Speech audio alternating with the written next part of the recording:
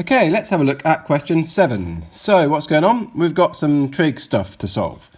Whenever we've got trig stuff to solve, the advice is always the same. Find a place to use a formula and use it. So here is something that looks like it belongs on the formula sheet. In fact, this is the one where there's 3 different options. Cos 2x equals a range of 3 different options on the formula sheet. I have to choose one. The clever choice here is I've already got cos x's. So if I choose the one with just cos x's, life is going to be a hell of a lot simpler than if I choose one with sin x's and other stuff as well. Okay? So for 7a, here's what I'm going to do. I'm going to first write down the question. Cos 2x minus 3 cos x plus 2 is nothing. That bit, hit it with the formula, and that bit is the same as cos squared x, 2 cos squared x minus 1, if memory serves. So all I've done there is replace this bit with the formula sheet equivalent version that involves coses. Now let's simplify that a bit. I've got 2 cos squared x, take away 1, add 2, that's a bit like just having plus 1, minus 3 cos x. Okay. That looks hard, maybe. This looks easy. 2y minus 2y squared minus 3y plus 1 equals 0.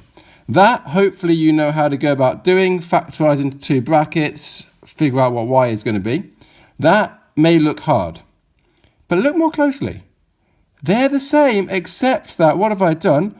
I've let y be worth cos x. Okay, so let's go ahead from here, and I'm going to try and factorize the brackets. So I need to have 2y, there we go. So that's going to be my 2y squared. I need plus 1 with lots of minuses, so I'm thinking something like minus 1 and minus 1. What I always do with these personally is I just guess and then check. So expand it out.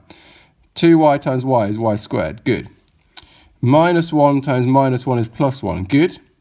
Minus 1 times y is minus y. 2y times minus 1 is minus 2y. So yes, all of these things work out. So I always just do it that way and then try and guess what goes there and expand it out. And if you get it wrong, that's fine. Cross it out, try again. So what does that mean? This means that y is going to have to be a half. This means that y is going to have to be 1. So these are my 2 options. Now, the question did not ask me about y. I invented y. So let's go back to what the question asked about and move on from there to say that what was y? Y is the same as cos x. So cos x is a half, or cos x is 1. And the thing is, finding solutions to this isn't that easy. There's possibly many of them. So let's just help myself by drawing a wee sketch of the cos graph. So cos starts up here, wiggles around. Just quick check, am I doing radians or am I doing degrees? Well, it asks between 0 and 360, so that's degrees. So that's a relief. Okay, that means that's at 90. That one there is about 180. That's going to be 270, 360, and then we go down again. Okay, where does cos x equal 1?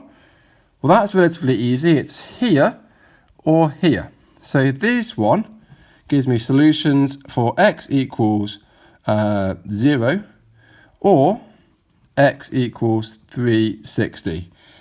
Just checking the detail of the question, it only wanted things, it can be equal to 0, but it's got to be less than 360. So sadly, that one's missing out. Oh well. Pour it. Okay. This is the bit, of course, where on a calculator paper, you'd then be doing like cos inverse of a half.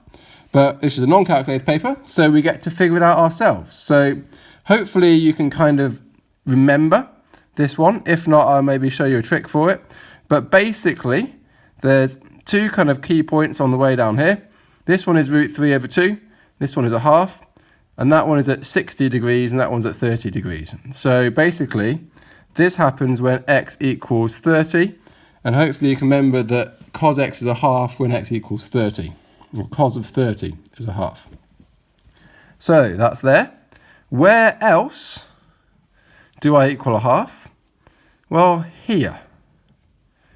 So that one was, try again, 60.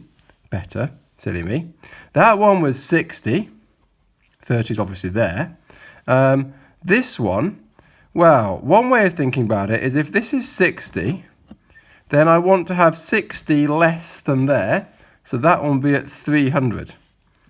Okay, so x is 60 or x equals 300. So I've got altogether 3 possible solutions coming out of this at the end of the day.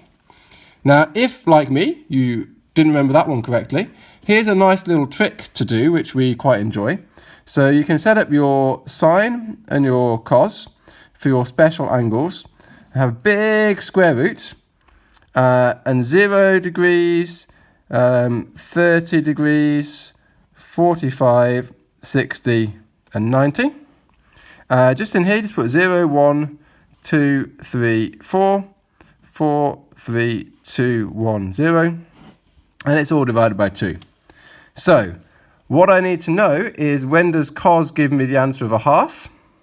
So that is basically when is cos going to give me root of 1 over 2, and that is here at 60 degrees. So that's how I could have checked that this answer should be 60.